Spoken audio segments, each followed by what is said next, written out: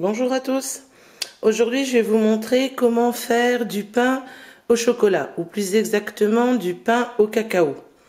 Alors ça reste pour le petit déjeuner, le goûter des enfants, c'est sympa. J'ai appris cette recette par un ami, donc merci Didier au passage. Il m'a fait connaître ce pain, je connaissais pas du tout, je savais pas qu'on pouvait faire du pain au chocolat. Voilà, donc je vais vous montrer comment on fait. Alors pour ça, il vous faut donc de l'eau froide, 400 grammes. Il vous faut de la farine en T65, 450 grammes. Il vous faut du sucre fin, 20 grammes. De la levure fraîche de boulanger, 5 grammes. Du cacao en poudre, donc 45 grammes. Pour moi, j'ai pris du Vanouten. Il vous faut du sel fin, donc 10 grammes. Et de l'eau froide pour la fin du pétrissage de 75 grammes. Alors nous allons procéder ainsi. On va mettre d'abord l'eau dans la cuve. Ensuite on met la farine.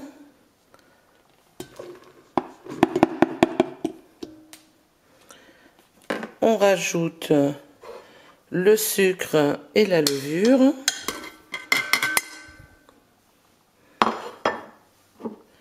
Et le chocolat. Voilà. Et nous mettons à pétrir vitesse 1 durant 4 minutes. Quand votre mélange commence à prendre, ajoutez le sel et continuez donc le pétrissage jusqu'à la fin des 4 minutes. Alors lorsque votre pétrissage des 4 minutes est terminé, augmentez la vitesse donc en vitesse 2 et mettez en pétrissage durant 10 à 15 minutes, tout en sachant qu'il faut que votre pâte se décolle des bords. Donc ça peut être plus ou moins 10-15 minutes suivant le robot que vous avez. Alors, au bout de 15 minutes, vous voyez ma pâte s'est bien décollée des bords. Alors une astuce, parce que bon, ça dépend du robot que vous avez. Moi là, il m'a fallu rajouter 2 grosses cuillères de farine, à peu près comme ça.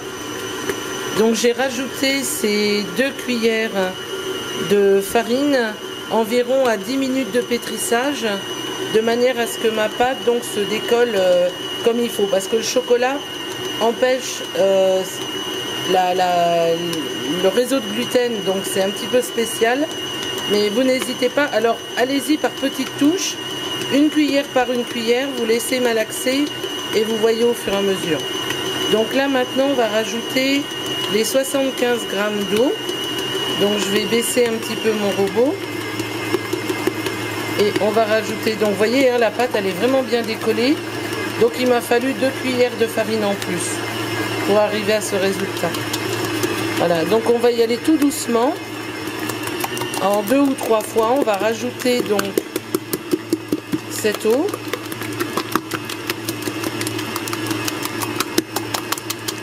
Alors vous y allez doucement, que tout s'amalgame comme il faut.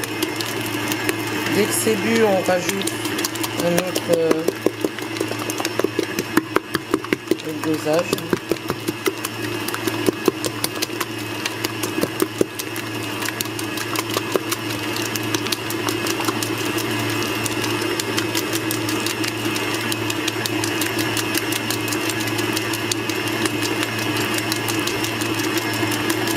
Dès que vous voyez que l'eau a été bue par la pâte, vous en remettez un petit peu.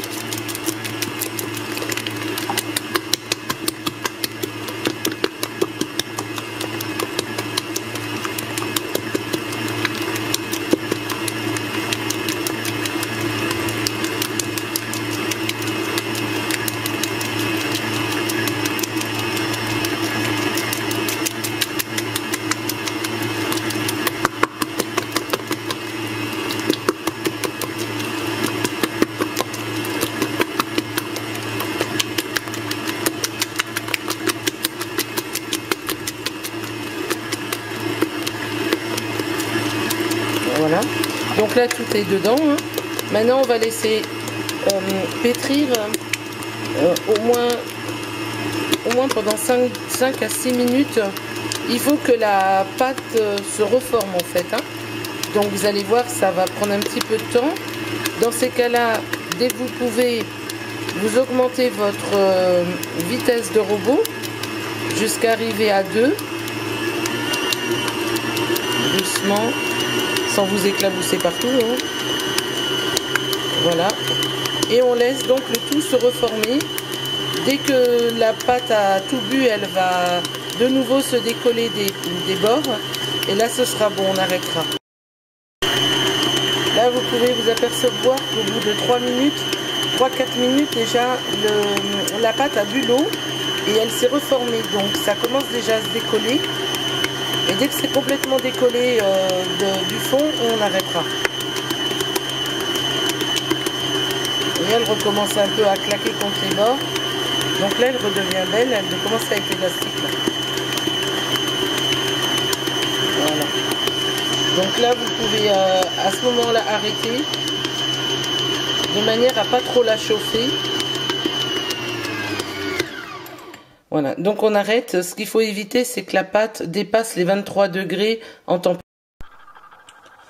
Alors donc, je l'ai sortie de la cuve, j'ai fariné légèrement mon plan de travail. Et je vais la rabattre un petit peu et la laisser pousser pendant 1 heure environ. Donc là, elle est très collante. Hein, donc là-dessus, ne vous étonnez pas. Donc voilà, moi je vais vraiment très peu la toucher. Comme ceci, je fais pas grand-chose dessus. Hein.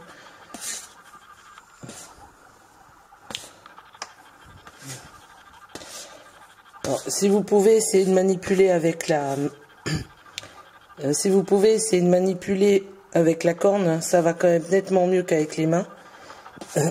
Ça colle déjà beaucoup moins. On va la laisser comme ça. Et on va la laisser lever pendant 1 heure. Alors je vais la fariner, mais alors très légèrement, de manière à pouvoir poser mon torchon sec dessus pour pas qu'elle se dessèche. Voilà, durant la levée. Voilà, donc au bout d'1 heure de temps de lever, je vais bouler légèrement la pâte et je vais la mettre donc au frigo couverte d'un linge jusqu'à demain. Et demain, on passera au façonnage et à la cuisson des pains. Voilà, donc là il est dans le plat. Alors c'est très collant, hein, vous pouvez le voir. Chez moi, c'est pareil, donc ne vous inquiétez pas. Essayez de la travailler le moins possible. Demain, elle se travaillera mieux. Hein. Donc, ne vous inquiétez pas. C'est normal si vraiment elle colle à ce point.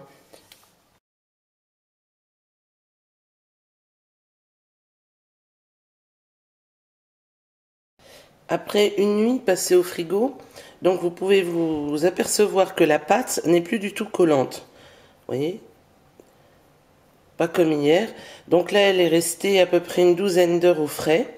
Maintenant, je vais la diviser en 6 boules de 200 grammes que je vais bouler et laisser tranquille au chaud se détendre 20 minutes sur mon plan de travail.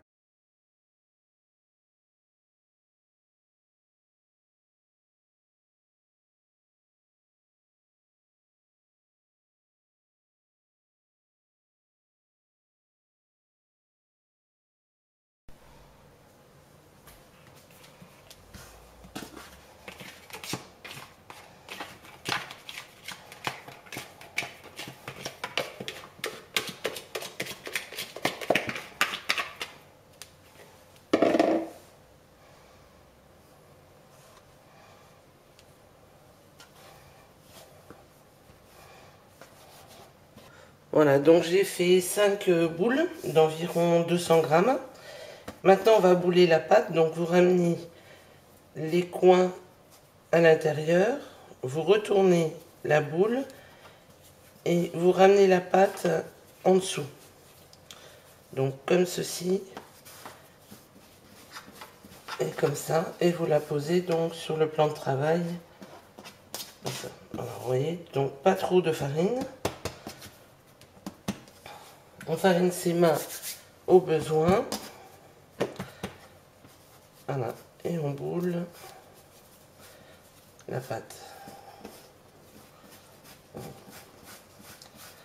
Comme ça.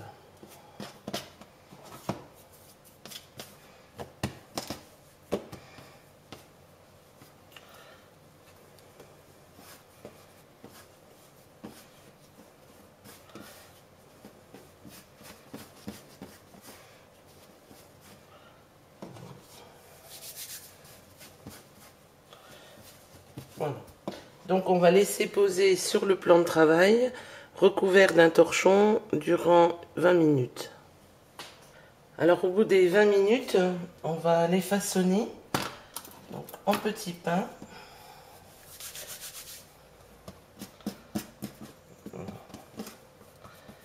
Comme ceci. Vous repliez d'abord une première fois sur un tiers de la pâte. Vous retournez, vous rabattez encore une fois et vous appuyez légèrement avec la paume de la main. Avec les deux mains, vous venez les placer de chaque côté du pain.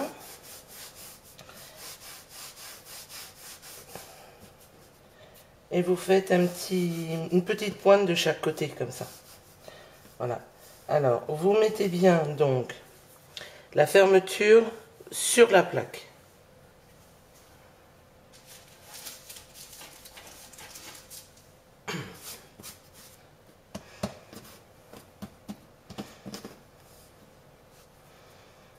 On recommence. On retourne comme ceci.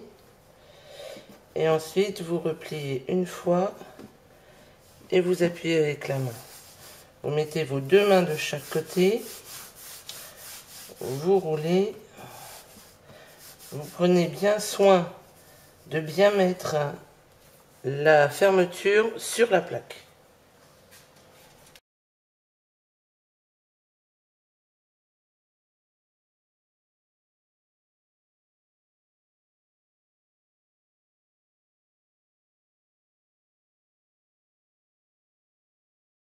Donc une fois fini, voilà votre plaque donc, qui est prête à être levée. Là, on va la recouvrir d'un torchon et on laisse lever sur le plan de travail durant 1 heure. Le temps de lever étant fini, on va passer donc à la cuisson. Moi, ce que je fais, c'est que je passe un tout petit peu d'eau au pinceau donc sur les pains. Voilà, parce qu'ils vont cuire que 12 minutes. Donc pour éviter qu'ils se dessèchent, je vais mettre très peu d'eau. Comme ceci. C'est vraiment... Faut surtout pas détremper la pâte. Hein. Vous mettez juste un petit peu. Voilà. Et on fait donc une grille. On coupe d'un bout à l'autre. Tout simplement. Comme ceci.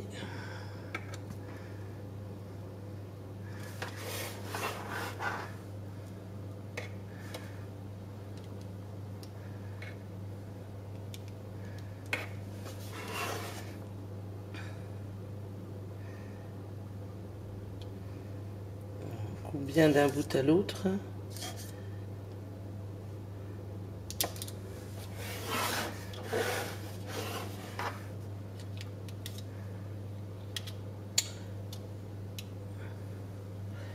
Voilà.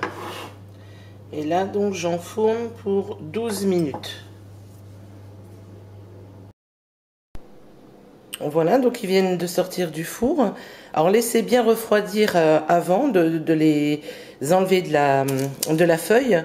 Donc, vous voyez, ces deux-là se sont mal développés, tout simplement parce que j'ai pas coupé assez profond.